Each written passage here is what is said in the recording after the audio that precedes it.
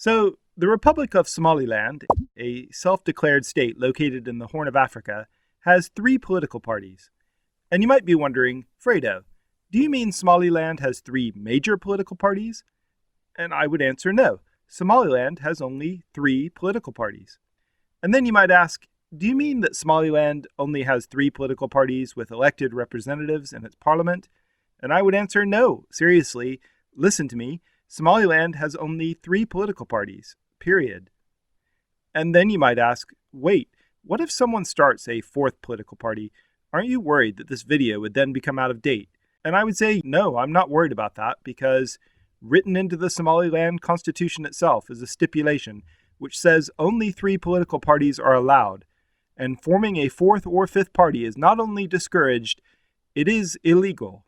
And that is only one of two major constitutional innovations in Somaliland, which I want to discuss in this video, both of which make Somaliland's political system one of the most interesting in Africa, if not the entire world. Hi, I'm Fredo Rockwell, and welcome to another edition of Strange Politics. If you like this video and want to see more like it, or have a suggestion for a topic in future, please let me know in the comments. And speaking of more videos like this one, please be sure to subscribe to my channel and hit that bell so you get alerted as soon as new videos are posted. Now then, Somaliland. As I said, it is a self-declared republic which is not recognized by any other country. Unlike most self-declared republics not recognized by any other country, Somaliland is not backed by the Russian military, or by any foreign military at all, which makes it rather unique.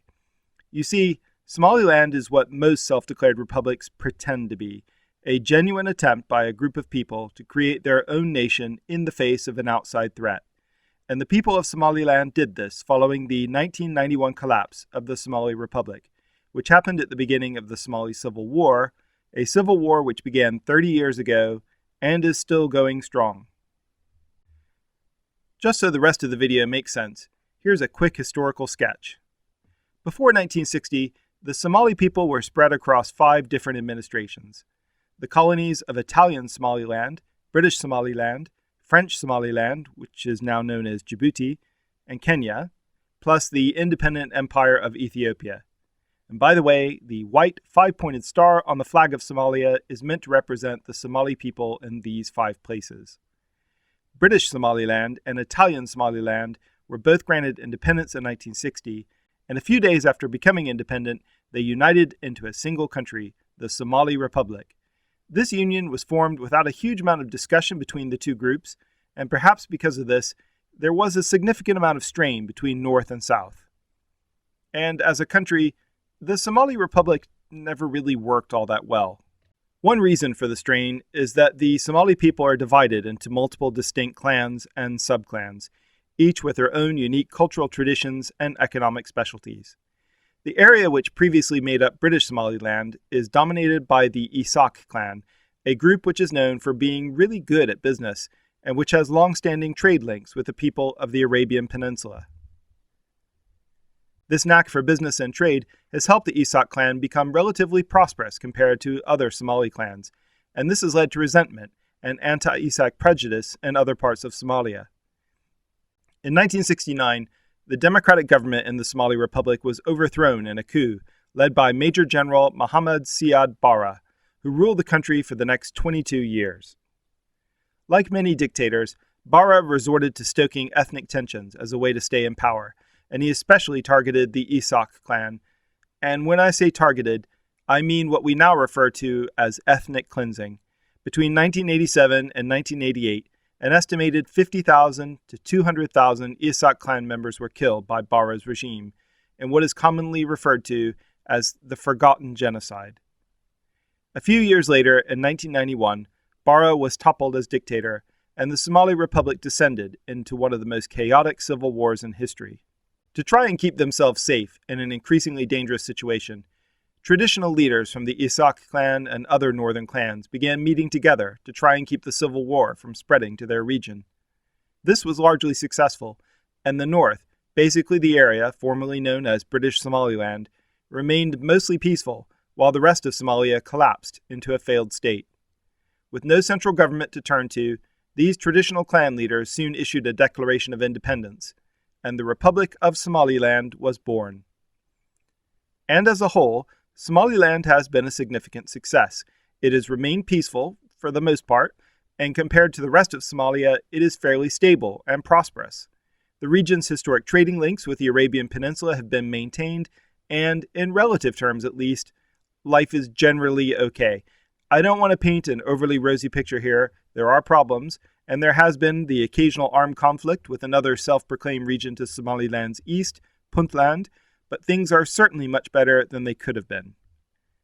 And Somaliland, completely on its own, has established what appears to be a functioning, genuinely democratic political structure and some reasonably strong civil institutions to support it. In the past 20 years, there have been 6 multi-party elections, and power has been transferred from leader to leader peacefully. It's not perfect, but especially when compared to other East African countries like Eritrea, South Sudan, and Ethiopia, this is a pretty remarkable story. No other country has yet recognized Somaliland, and that's because of complicated reasons I'm not going to get into in this video. But, as a result, Somaliland has been left to develop its political structures more or less on its own. This, along with a desperate need to create some stability in a region beset by war, has led to some genuine constitutional innovations which, so far, are working for the most part. So let's get into the actual political structure, starting with the way the system is supposed to work, and then we can delve into how it really works in practice. In 2001, Somaliland adopted a new constitution in a nationwide referendum. 99.9% of eligible voters supposedly took part, and 97% voted in favor.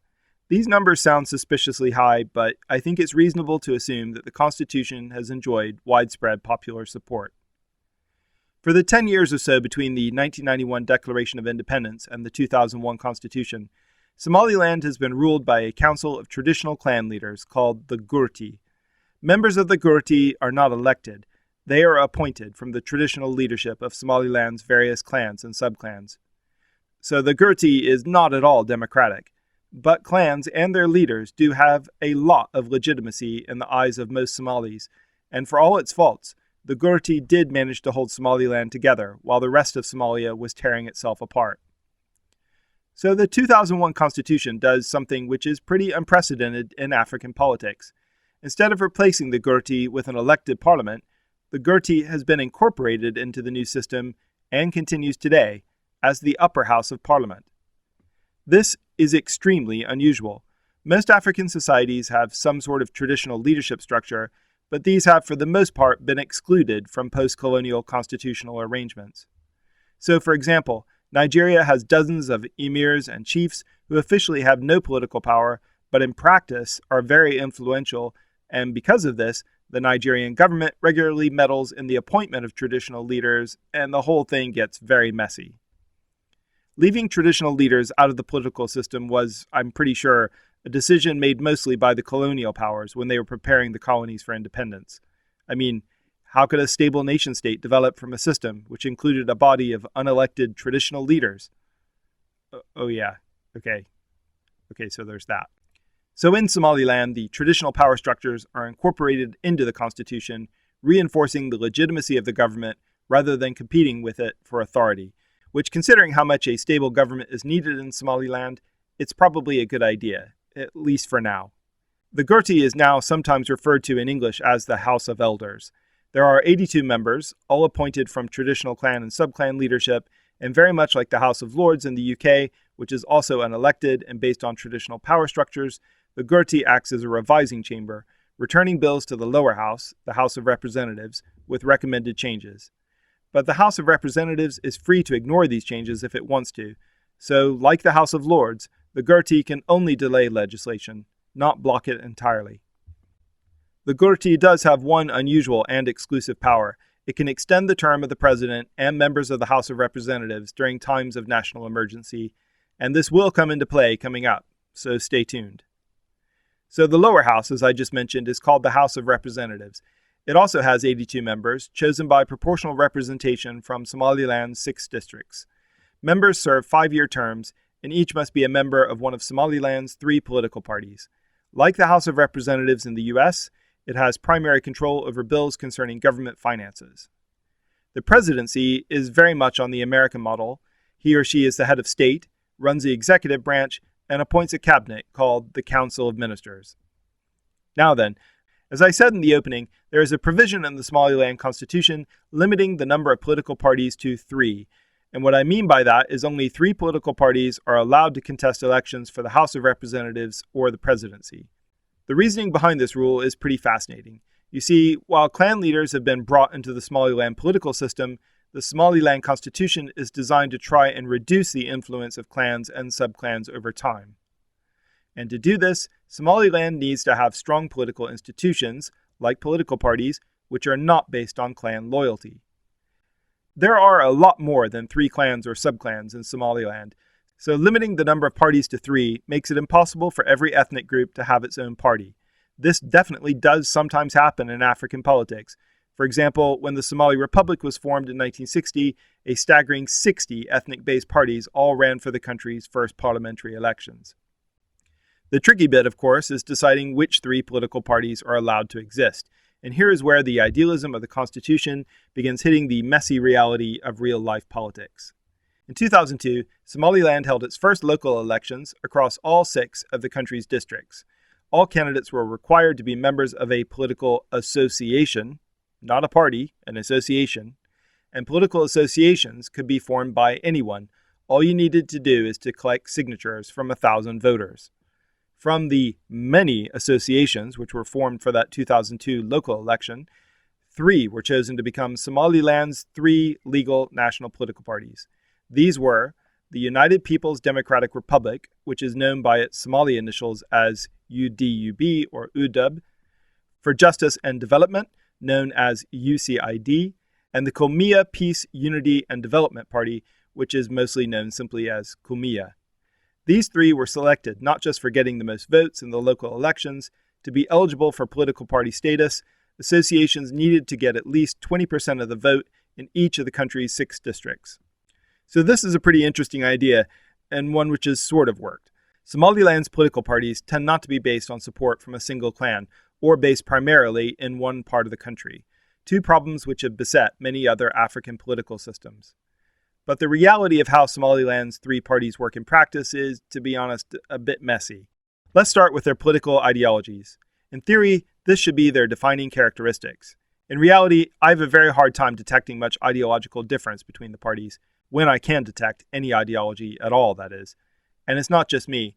In a 2005 report on Somaliland's first parliamentary elections, a non-government agency called Progressio wrote, "In terms of their policies, there was little substantive difference between the parties. All held similar positions on Somaliland's independence, and all espoused a liberal economy."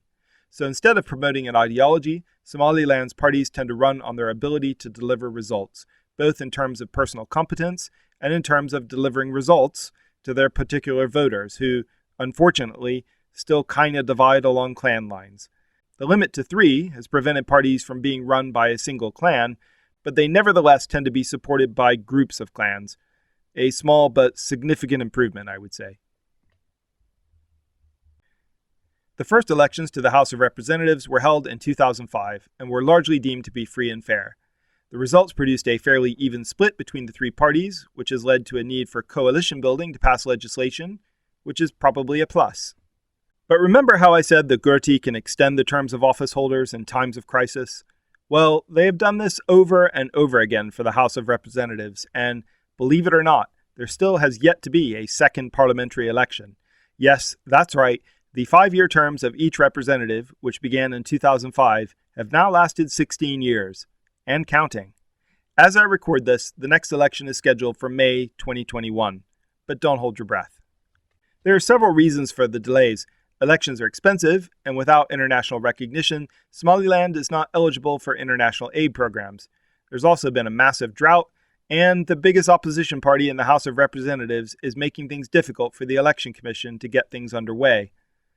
And which party is the opposition, you might ask? Well, again, this gets a bit messy. The biggest party in the House of Representatives at the moment is called Wadani, and as you might have noticed, this is not one of the 3 parties I mentioned previously. Does Somaliland, after everything I've said, actually have a 4th political party? No, don't worry. There's still only 3. Somaliland's parliamentarians do have a tendency to jump from party to party, and in 2011, so many defected from UDUB that the party collapsed. So Wadani was plucked from the political associations at the local level to take its place. As far as I can tell, Wadani is ideologically pretty much the same as the two other parties, Kulmiya and UCID. Perhaps its most distinctive feature is its extensive use of the color orange. So anyway, voters are most likely to support Wadani if they like its leaders or if it has officials from their clan or subclan. So parliamentary elections are a bit of a mess, but things are far brighter and encouraging when it comes to presidential elections. When the new 2001 constitution was proposed, some feared that it was an attempt by Somaliland's then president, Mohammed Haj Ibrahim Igal, to stay in power. He had led Somaliland since 1993, and the constitution was set to offer him a chance at 2 more 5-year terms. But the next year, before the first presidential elections could be held, Igal passed away. This was tragic, of course, but Igal's death did bolster the legitimacy of the new constitution. There could now no longer be any suspicion that it was a tool to keep him in office. Igal's vice president, Dahar Riyale Kahin, went on to win the election as the leader of UDUB. The outcome of the 2002 presidential election was a critical moment in Somaliland's history for 2 reasons. Kahin defeated his nearest opponent, the candidate from Kulmiya, by a razor-thin margin, just 80 votes. That's a mere 0.01% of the total vote, which is pretty incredible. Rather than contest the results, however, which would possibly have undone the entire constitutional order at that point, Kulmiya leader Ahmed Mohamed Mahmoud graciously conceded his defeat. It's hard to overstate how important this was, as we have seen in America recently. When a defeated candidate refuses to accept election results, it can easily and rapidly lead to violence. The other very important factor in the 2005 presidential election result is that Kahin is not a member of the Isak clan. I'm not actually sure which clan he is from, but he is from the Aldal district, which is mostly inhabited by members of the Dur clan. Having a non-Isak president in an Isak majority country went a long way to reassuring Somaliland's minority clans that their new country is about much more than promoting the interests of a single group. Ahmed Mohamed Mahmoud of the Kulmiya party ran again for president in 2010, and this time he won.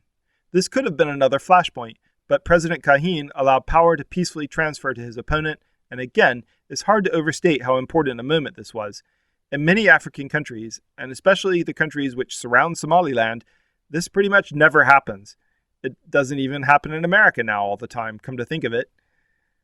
Mahmoud was then succeeded by Musa Bihi Abdi, also from the Kulmiya party, who remains president today. I don't want to make these people out to be saints or anything. I'm pretty sure each of these presidents has had his own flaws and occasionally done something a bit unfair or unethical. That's politics. But at the really critical moments, when the continued existence of their democracy was on the line, Somaliland's leaders have, for the most part, put the interests of their country and its people first. Or at least, that's how it appears to me, an outsider looking in.